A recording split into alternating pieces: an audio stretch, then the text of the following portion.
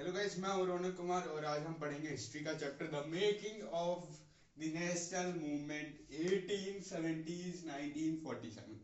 तो एक बात और, कॉपी पेन लेकर बैठो। पहले तो ये, क्योंकि आज का जो लेक्चर है बहुत लंबा चलेगा। जो जो कहूंगा सब लिखना है, जो लिखवाऊंगा सब लिखना है। आज मैं इतना टाइम नहीं है मेरे पास, वरना मैं लिखकर आपको समझा देता। मैं बुक से ही समझाऊंगा जो जो दे रखा है। प्रीवियस चैप्टर में जैसे हमने देखा था कि जो ब्रिटिश कॉन्सिस्ट ऑफ टेरिटरीज है, उन्होंने अपना टेक ओवर किया था किंगडम्स को, इंट्रोड्यूस किया था नया लॉ एडमिनिस्ट्रेटिव इंस्टीट्यूशन में, चेंज हुए थे कई सारे लीव ऑफ पीजेंट्स और ट्राइबल्स में, एजुकेशन चेंज हुआ था 19th सेंचुरी में, डिबेट हुए थे इस कंडीशंस ऑफ वुमेन्स के कंडीशंस को देखते हुए, डिबेट्स भी हुए थे, चैलेंज हुए थे कास्ट सिस्टम में, सोशल और रिलीजियस रिफॉर्म्स भी हुए थे, रिवोल्ट हुआ था 1857 इट्स आफ्टर मैच, जो हमने रिवोल्ट पढ़ा था ना, कौन था, व्हेन पीपल रेबल में, जो decline of crafts and growth of industries भी हुआ था। On the basis of what you have read about this, तो यही सब हम पढ़ेंगे, ठीक है। तो आज का चैप्टर स्टार्ट करते हैं। जो इमरजेंस था नेशनलिज्म का, about mention developments lead the people to ask a crucial question, what is the country of India and whom it meant। मतलब एक क्वेश्चन पूछा था, किसने पूछा था? above mentioned development lead the people ask a crucial question, peoples ने पूछा था, एक क्वेश्चन पूछा था। जो क्वेश्चन था कि what is the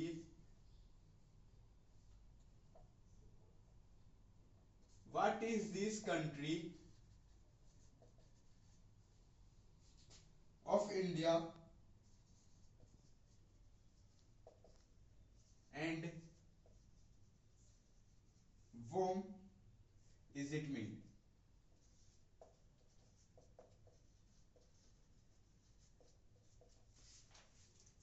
पहली बात तो मैं ये बता रहा हूँ, आज का क्लास बहुत लंबा चलेगा, दूसरी बार बता रहा हूँ तो थोड़ा रहना, ठीक है।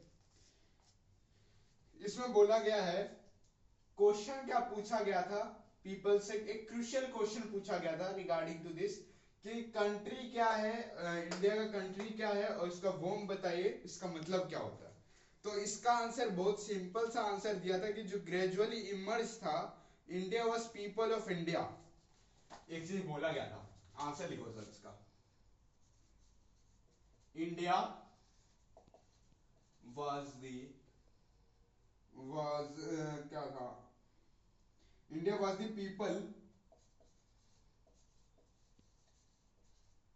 Of people of India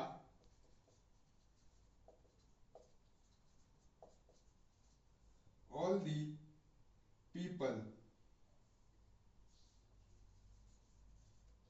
of class, क्यों ना वो कैसा भी हो, कैसा भी दिखने वाला बंदा हो, कलर का हो, कास्ट का हो, रिलीजियस का हो या कैसा भी हो, रिलीजियस में हो, क्रीड में हो, लैंग्वेज में हो, या बात करें जेंडर में उसको कुछ, तो ये सब हम बातें करेंगे कि जो ये कंट्री है इंडिया, वो इसका मतलब है कि इंडिया में जितने भी लोग हैं, all the people of class, colour, caste, religion, creed, language, इस बेसिस पे होते हैं। तो कंट्री जो है ये रिसोर्सेज है और सिस्टम्स है जहां पे बना हुआ है सभी ये सब। With this answer came the awareness that the British were exercising control over the resources of India and the lives of its people। मतलब बोल रहा है कि जो ब्रिटिशर्स थे वो एक्सरसाइज करते थे कंट्रोल करने के लिए रिसोर्सेज को इंडिया में। मैं बताता हूँ पहले 1947 से पहले, अब 1947 से पहले हुआ क्या था कि जो अपना जो इंडिया है वो ब्रिटिशर्स के गुलाम बना था। जो ब्रिटिशर्स कहते थे वो हमें सुनना पड़ता था, जो ब्रिटिशर्स जो काम देते थे वो हमें करना पड़ता था, यही था, ठीक है। तो एक्सरसाइजिंग कंट्रोल करते थे, ब्रिटिशर्स के कंट्रोल में हम थे एक टाइप से समझो तो। अंटिल इस कंट्रोल ये जब एंड हुआ तो जो इंडिया है वो ना ही इंडियंस का बना। तो कॉन्सेस ये बिगन हुआ था clearly stated by the political association formed हुआ था 1850 के बाद। अब एक और क्वेश्चन बनेगा कि जो कॉन्सेशंस बिगिन हुआ था क्लियरली स्टेट में पॉलिटिकल एसोसिएशन में, वो कब फॉर्म हुआ था? तो वो बता दे, तो 1850 में फॉर्म हुआ था। कब फॉर्म हुआ था? 1850 में। बना लेना क्वेश्चन, नोट्स के रूप में बना लेना, शॉर्ट नोट्स काफी है। Specially those that came into being in the 1970s 1980s, मतलब वो स्पेशली जो आते हैं 1870 से 1880 में। कई सारे ने लीड किया था by English educated professionals such as lawyers. कई सारे इंपॉर्टेंट है, जो पूना सार्वजनिक सभा, जो इंडियन एसोसिएशन और मद्रास महाजन सभा, Bombay presidency association of course, the Indian national Congress, ये सब थे इनके इंग्लिश एजुकेटेड प्रोफेशनल्स। ठीक है, एक क्वेश्चन बनेगा ही बनेगा इसमें। Note the name Poona Sarvajanik Sabha. The literal meaning of Sarvajanik is, जो लिटरल मीनिंग है सार्वजनिक का, सभी पीपल्स का, वो है सर्वा is equal to all plus जनिक is equal to of the people, जितने भी peoples है, through many of these association function in specific parts of the country. Their goals were started as the goals of all the peoples of India, not those of any one religion. Communities or class ये work करते हैं idea that people should be sovereign. sovereign का मतलब होता है the capacity, लिख देता हूं मैं,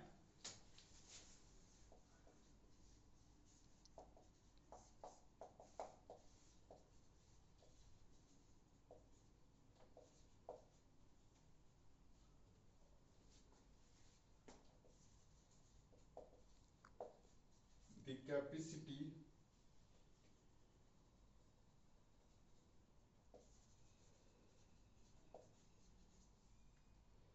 to act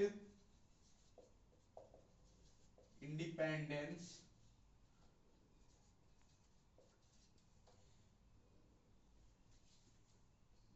independently, sorry,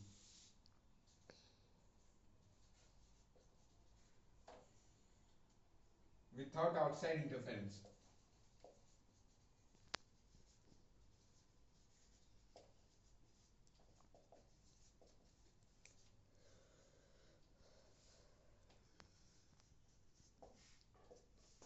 ठीक है, इसका इंडिपेंडेंट और इंडिपेंडेंस देखो, इंडिपेंडेंस, सॉरी,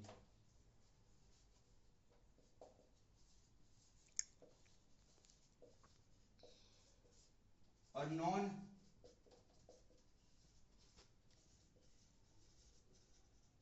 इसका पूरा का मतलब सोवर्जिन ही होता है।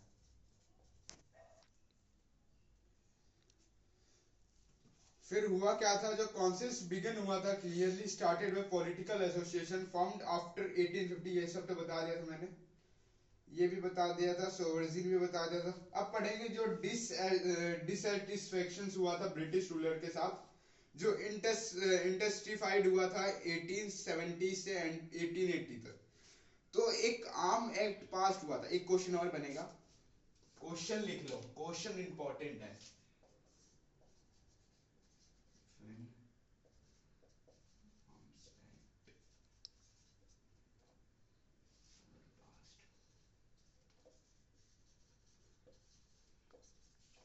आंसर इसका है 1878।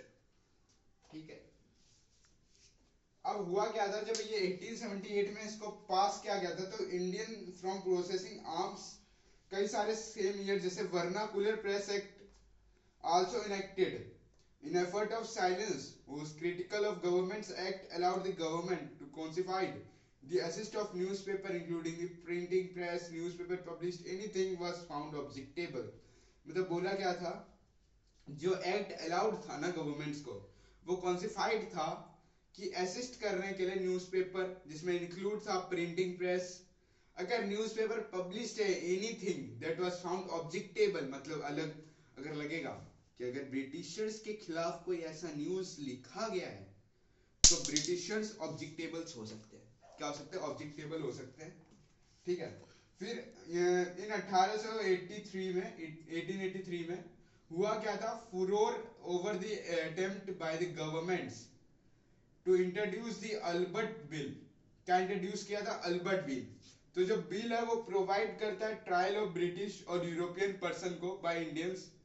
तो जो साउथ इक्वेलिटी था बिटवीन ब्रिटिश और इंडियन जज में, कंट्री में, लेकिन जब व्हाइट ऑपोजिशन फोर्स हुआ गवर्नमेंट्स के द्वारा, जो विथड्रॉ हुआ बिल, तो Indians were enraged that events highlighted the racial attitudes of the British India. मतलब जो इवेंट हाईलाइट हुआ था racial attitudes of British Indian के।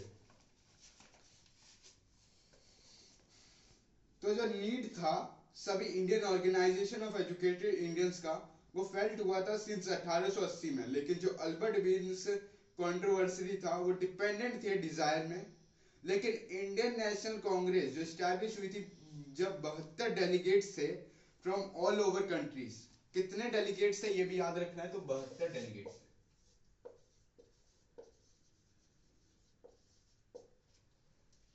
देखो तो मैं बता रहा हूँ, अगर तुम किसी भी यूट्यूब चैनल में जाते हो और अगर ये चैप्टर देखते हो ना, तो आपको पॉइंटर्स में ये बने हुए मिलेंगे।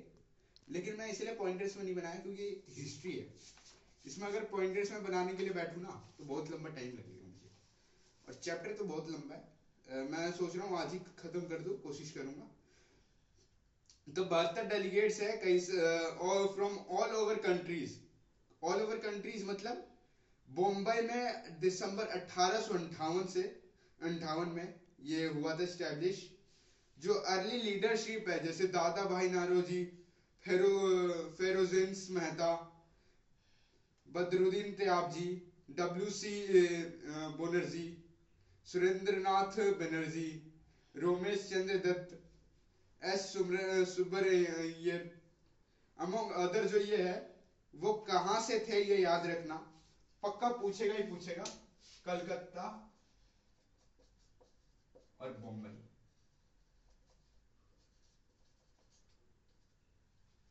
ठीक है, कलकत्ता और बॉम्बे से थे।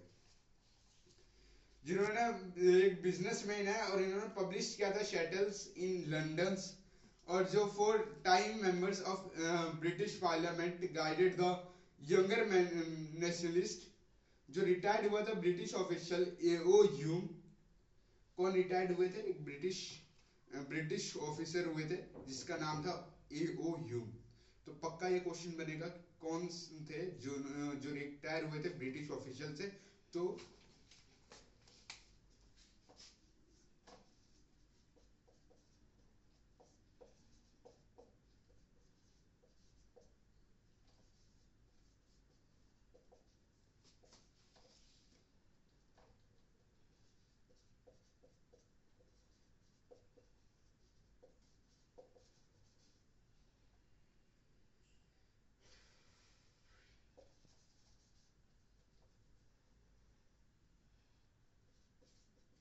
फ्रॉम ब्रिटिश ऑफिशियल्स, तो इसका पक्का पूछेगा। तो आंसर सिंपली क्या लिखना है? ए.ओ. ह्यूम। ये थे। ठीक है, इन्होंने प्ले किया था part in beginning Indians from the various region together. अब पढ़ेंगे एक nation, a nation in the making. A nation in the making ये पढ़ेंगे, जो टॉपिक है हमारा। You often will share that the Congress in the first 20 years was moderate। अब बोल रहा है कि जो पहले जो कांग्रेस थे, पहले के 20 साल पहले वो मॉडरेट थे। लेकिन ऑब्जेक्टिव्स और मेथड्स, इन इट्स ऑब्जेक्टिव और मेथड्स में ड्यूरिंग दिस पीरियड इन्होंने डिमांड किया था ग्रेटर वॉइस इंडियंस के लिए इन गवर्नमेंट्स में और इन एडमिनिस्ट्रेशंस में। ये चाहते थे कि लेजिस्लेटिव काउंसिल्स भी बने और मोर रिप्रेजेंटेटिव बने जो इनको पावर दे। मतलब अगर कोई आज चुनाव में खड़ा है तो वो किसी के पावर से तो खड़ा है ना, किसी ने वोट तो दे रहे हैं ना कोई, तो उन्हीं के वजह से वो खड़ा है। तो वही बोला गया। तो मेड फॉर मोर रिप्रेजेंटेटिव की वजह से मोर पावर आएगा। तो इंट्रोड्यूस किया था provinces for extend demanded that Indian place in high position में, गवर्नमेंट्स में हाई पोजीशन करने के लिए उन्होंने क्या खोला था? उन्होंने खोला था जो आजकल क्या देते हैं बच्चे देते हैं, यूपीएससी। यूपीएससी देते हैं। यूपीएससी क्रैक करने के लिए वो क्या क्रैक करते हैं? Civil service exam, very important. वो क्या क्रैक करते हैं? Civil service exam, UPSC, union public service, ये क्रैक करते हैं। तो वैसे ही वहां पे भी मतलब बोला गया था कि अगर आपको करना है तो आपको भी एक एग्जाम देना पड़ेगा। तो ये बोला गया था उन्हें, एक सिविल सर्विस एग्जाम होगा और उसमें बताया जाएगा कौन मतलब पोजीशन में कौन सा है जो बनेगा, ठीक है। Not just in London, sorry, ये हेल्ड होगा इंडिया में, ना ही लंदन में होगा, ठीक है। जो डिमांड था इंडियनाइजेशन का एडमिनिस्ट्रेशन में, ये पार्ट ऑफ ए मूवमेंट था अगेंस्ट रेसिस्टम्स के। कई सारे मोस्ट इंपोर्टेंट जॉब्स थे इस टाइम में जो मोनोप्लाइज्ड थे बाय वाइट, मोनोप्लाइज्ड थे by white officials, and British generally assumed that Indian could not be given position। मतलब ब्रिटिश ऐसे assume करते थे कि इंडियंस ये पोजीशन नहीं लेंगे, ऑफ रिस्पॉन्सिबिलिटीज का रिस्पॉन्सिबिलिटी नहीं लेंगे, ब्रिटिश यही बोलते थे। Since British officers were sending a major part of their large salaries homes, तो ब्रिटिशर्स ऑफिसर्स ने एक सेंड भेजा था major part of large salaries घर में इंडियनाइजेशन में। ये होप्ड हुआ था कि would be also reduce the drain of wealth to England, मतलब वो रिड्यूस कर देंगे उनका जो ड्रेन ऑफ वेल्थ है, खर्चा वगैरह वो सब रिड्यूस कर देंगे। अदर डिमांड में इन्होंने इंक्लूड किया था सेपरेशन ऑफ द जुडिशरी। इन्होंने फिर क्या डिमांड किया था जिसमें इंक्लूड था सेपरेशन ऑफ जुडिशरी, मतलब जुडिशरी को अलग करना। क्या डिमांड किया था? सेपरेशन ऑफ जुडिशरी, मतलब क्या? जुडिशरी को अलग करना, इन्होंने ये डिमांड किया था, ठीक है। फ्रॉम ऑल द एग्जीक्यूटिव सभी एग्जीक्यूटिव से। तो इन्होंने रिपेल किया था आर्म्स एक्ट, जो आर्म्स एक्ट मैंने ऊपर बताया था, और फ्रीडम्स ऑफ स्पीच और एक्सप्रेशंस को। तो अर्ली कांग्रेस में हुआ क्या था, इन्होंने रेस किया था नंबर ऑफ इकोनॉमिक इश्यूज को।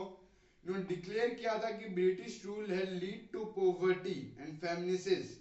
ये इन्होंने इंक्रीज भी किया था लैंड रिवेन्यू को, और इन्होंने इंपोरिस्ट किया था पीजेंट और जमींदार्स को, और एक्सपोर्ट किया था ग्रेन्स।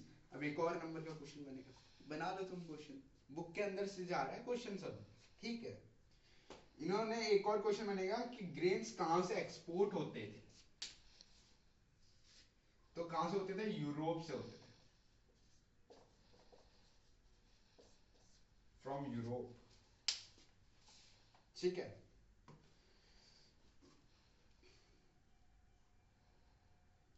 यूरोप से होते थे, और इन्होंने क्रिएट किया था फूड शॉर्टेज का। मतलब पहले फूड शॉर्टेज था, मतलब खाना वगैरह मिलता नहीं था, तो इन्होंने क्रिएट किया था। जो कांग्रेस का डिमांड था वो रिड्यूशन ऑफ रिवेन्यू, वो एक ही डिमांड था कांग्रेस का, क्या था कि रिवेन्यू को रिड्यूस कर दो तुम, ठीक है, और कट करो मिलिट्री एक्सपेंडिचर्स को, और मोर फंड्स फॉर इरिगेशन के लिए। इन्होंने पास किया था कई सारे रिजर्वेशंस को ऑन सॉल्ट टैक्स। देखो ब्रिटिशर्स जब आए ना, तो उन्होंने एक टैक्स और लगाना स्टार्ट किया था जिसका नाम था salt tax. Salt tax start किया था उन्होंने, ठीक है। वो क्या स्टार्ट किया था उन्होंने? सॉल्ट टैक्स स्टार्ट किया था। Congress demand salt tax start किया था। Treatment of Indian labours abroad और suffrage of forest dwellers caused by an interfering forest administration. इन सभी को देखते हुए जो डिस्पाइट हुआ था बॉडी ऑफ एजुकेटेड इलाइट, जो Congress did not talk only on behalf of professional groups. Congress बात नहीं करना चाहती थी बिहाफ ऑफ प्रोफेशनल ग्रुप्स के, जमींदार्स के और इंडस्ट्रियलिस्ट के। जो मॉडरेट लीडर्स थे वो चाहते थे कि डेवलप करना पब्लिक अवेयरनेस को about the unjust nature of British rule. इन्होंने पब्लिश किया था न्यूज़पेपर, इन्होंने लिखा था आर्टिकल्स को। ये दिखाना चाहते थे कि ब्रिटिश रूल को कैसे ब्रिटिश रूल को कैसे वो रूल कर सकते हैं और लीडिंग कर सकते हैं इकोनॉमिक रूल्स को कंट्री में। इन्होंने क्रिटिसाइज किया था ब्रिटिश रूल को इन देयर स्पीचनेस और सेंट किया था रिप्रेजेंटेटिव को अलग पार्ट्स ऑफ कंट्रीज में और मोबिलाइज किया था पब्लिक ओपिनियन को। They felt that the British had respect for ideals of freedom. वो चाहते थे कि जो ब्रिटिश है वो आइडियाज ऑफ फ्रीडम्स के बेसिस पे उन्हें रिस्पेक्ट मिल रहा है और जस्टिस के बेसिस पे भी, लेकिन उन्होंने एक्सेप्ट किया था अपना डिमांड। फिर बोला था क्या क्या नेसेसरी है जो एक्सप्रेस किया था डिमांड्स बनाने के लिए गवर्नमेंट्स को अवेयर फीलिंग ऑफ इंडियंस। तो एक नारा था, नारा लिख लेना पक्का ये पूछेगा ही।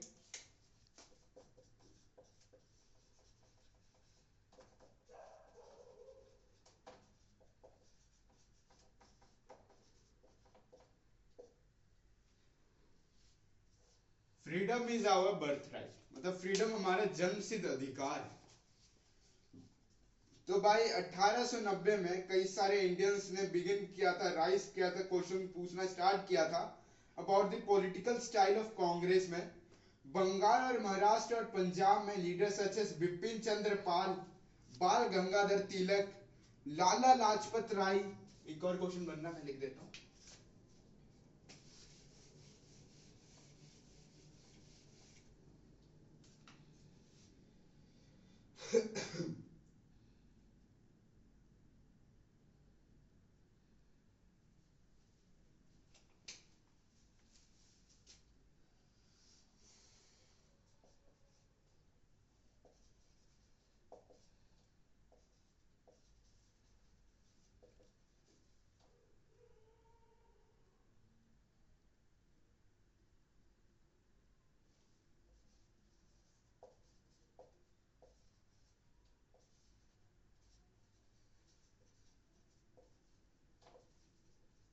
कहां पे पॉलिटिकल लीडर्स थे, तो पंजाब होगा। और दूसरा था आपका पॉलिटिकल लीडर्स जैसे पंजाब, महाराष्ट्र।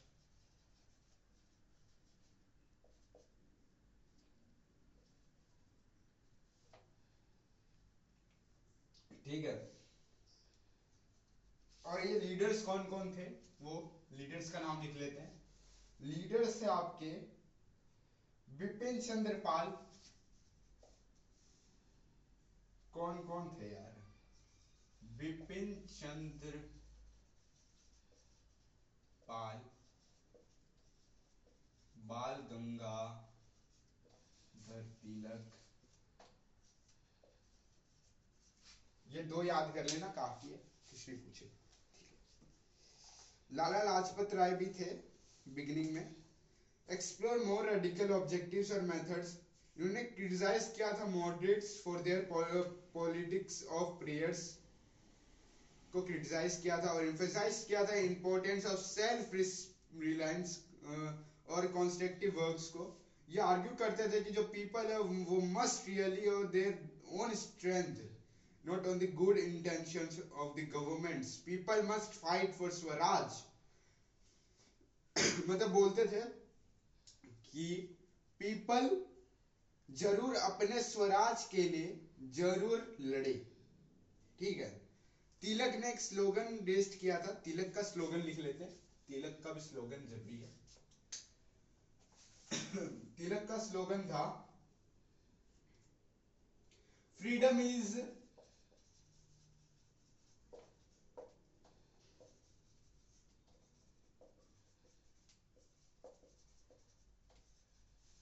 एंड आई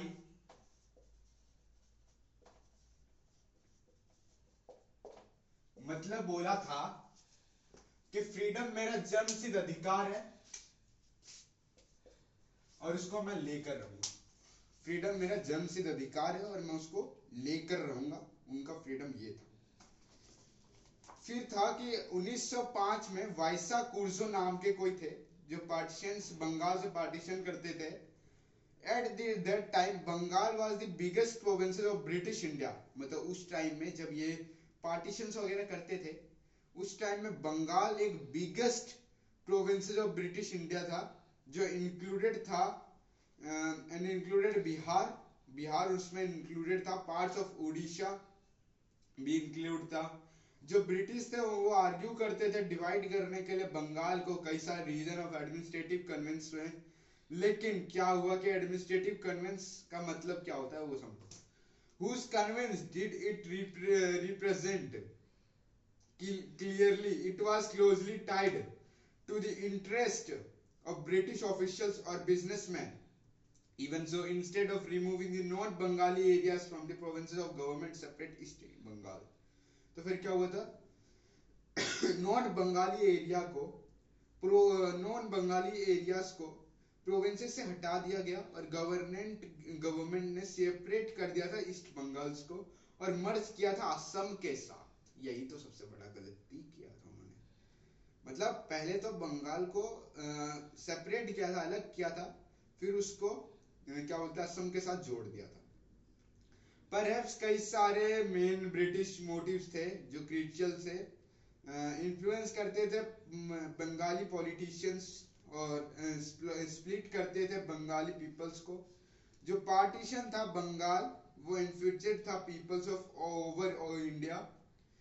ये सभी सेक्शन ऑफ कांग्रेस थे जो मॉडरेट से और जो रेडिकल्स थे हैज दे में कॉल्ड अपोज्ड, इसको हम अपोज्ड बोलते हैं। लार्ज पब्लिक मीटिंग्स और डेमोन्स्ट्रेशन वो ऑर्गेनाइज करते थे और novel method of mass protest develop किया था उन्होंने। जो स्ट्रगल था मूवमेंट्स का स्ट्रॉन्गेस्ट इन बंगाल, लेकिन विथ इचोस इल्सवेयर टू डेलिकाइट किया था आंध्र और इंस्टेंस। इनको हमने बोला था वंदे मातरम मूवमेंट। मतलब समझ रहे हो आप? जो स्ट्रगल हुआ था ना बंगाल में उसका नाम दिया था स्वदेशी मूवमेंट। बंगाल में उसका नाम दिया था स्वदेशी मूवमेंट।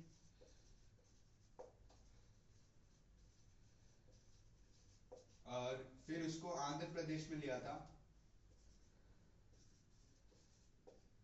उसका नाम दिया था वंदे मातरम मूवमेंट।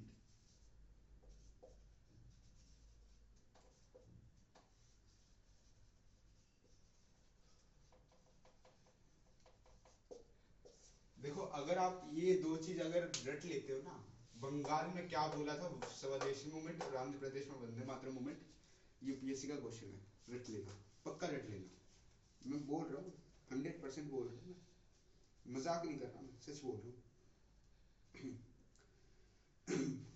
ठीक है, सेशन कॉन्वेंस हुआ था तो बंगाल में, फिर अपोज्ड हुआ था, तो यही सब मास प्रोटेस्ट हुए थे। स्ट्रॉन्गेस्ट इन बंगाल, ये सबसे ज्यादा बंगाल में स्ट्रॉन्ग था, ये जो मूवमेंट चला था वो बंगाल में स्ट्रॉन्ग था। फिर क्या हुआ था, स्वदेशी मूवमेंट्स आउट हुआ था जिन्होंने अपोज किया था ब्रिटिश रूल्स को और इनकरेज किया था आइडियाज ऑफ सेल्फ हेल्प, जिसको हम स्वदेशी इंटरप्राइजेस, नेशनल एजुकेशन, उसको use of Indian language to fight for swaraj, मतलब स्वराज के लिए फाइट करना है। और रेडिकल्स एडवोकेटेड मास मोबिलाइजेशन और बाइकआउट करना है ब्रिटिश इंस्टीट्यूशंस को और गुड्स को। कई सारे इंडिविजुअल थे, उन्होंने बिगिन करना स्टार्ट किया था, सजेस्ट करना स्टार्ट किया था लॉवेंट्री वायलेंस वुड बी नेसेसरी, वो नेसेसरी है, ओवरथ्रो ब्रिटिश रूल्स। तो जो ओपनिंग था डिकेड्स ऑफ 20th सेंचुरी में वो मार्क था by other development as well. एक ग्रुप ऑफ मुस्लिम लैंडलॉर्ड्स और नवाब जो फॉर्म हुए थे all India Muslim League at Dhaka. देखो ये क्वेश्चन बनेगा, पक्का सुन लो,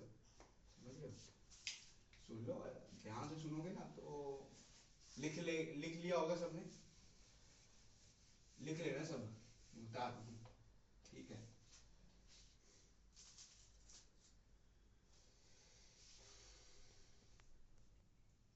गाइस आज का जो वीडियो है हिस्ट्री का वो आज यही लास्ट करते हैं हम, कल इसी को कंटिन्यू करेंगे क्योंकि ये लंबा वीडियो बन जाएगा हमारा और एक टाइप से ज्यादा लंबा एक्सप्लेनेशन होगा। तो आधा घंटे का वीडियो बन चुका है वैसे भी, तो आज का वीडियो यही ओवर करते हैं, कल इसी को कंटिन्यू करेंगे। थैंक यू आज का वीडियो देखने के लिए।